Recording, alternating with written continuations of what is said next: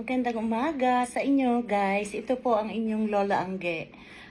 Gusto ko lang pong sagutin yung mga tanong sa mga comment po na inyong ikinoment doon sa aking reels.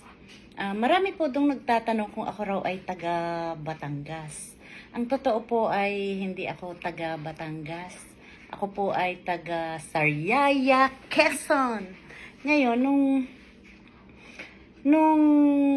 bata pa po ako po ay nagtrabaho sa Batangas.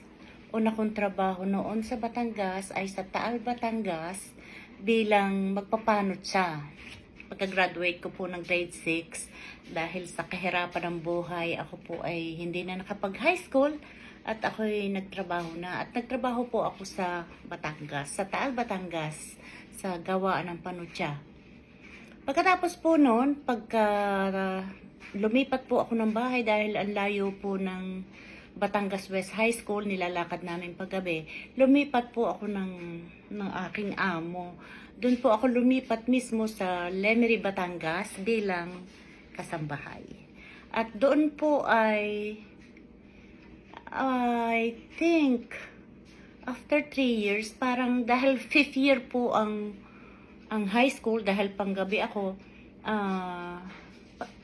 after ng 3rd year o 4th year na po ako noon, lumipat pong muli ako sa Taal, Batangas sa maraming kadahilanan.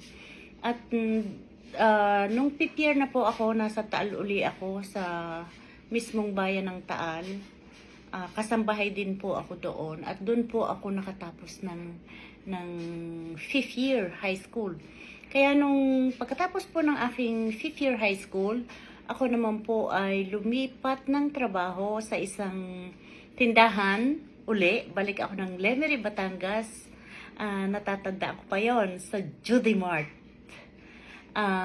Doon po ay ang katunayan, meron nga po akong bossing na pagka Pasko ay cashier namin.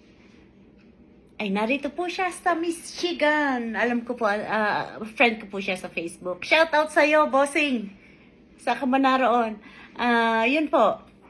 Ilang taon po ako sa Batangas? Parang ilang taon nga ba ako? Siguro mga mahigit pong 8 taon sa Batangas. Kaya kung mapapansin nyo yung punto ko, talagang Batanggasin pa rin. Ngayon, taga Sariaya po, iniinak po ako ng Kabatang Chaong, Quezon. Ang punto po doon ay para ding Batangas.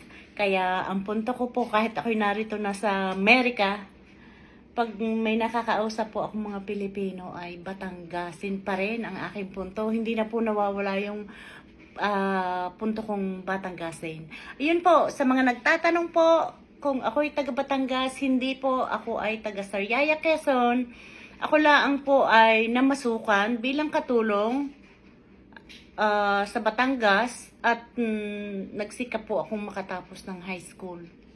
Kaya nung ako po yung makatapos ng high school, ako'y tumigil na. Dahil nakakapagod po kaya yung ikaw ay kasambahay tapos papasok ka sa school. Ang isa pong biyaya ng Diyos ay kahit ako'y kasambahay noon, ay lagi po akong may honor. Laging ako'y sinasabitan ng aking bossing noon ng medalya. Hindi naman medalya, parang ribbon lang. Parang ribbon lang po, pero malaking bagay yun sa iyong boss, di ba? Ganun pa man, yun po, sa mga nagtanong, kung ako ay taga Batangas, hindi po, ako ay taga Quezon. At ako po lang ay nagtrabaho sa Batangas bilang kasambahay, nag-aral, nakatapos ng high school. At pagkatapos ko po ng high school ay hindi ko na matandaan kung anong taon. Umuwi na po ako ng Sariaya, Quezon at nag-asawa na po ako doon. Hanggang sa, ayan, nagkaroon po ako ng 4 na anak sa aking asawa. Sa ngayon po, meron na akong 9 na apo. Sige po! Marami pa po tayong pag-uusapan sa susunod. Sa mga comment niyo, sasagutin ko pong lahat yan. See ya! Bye!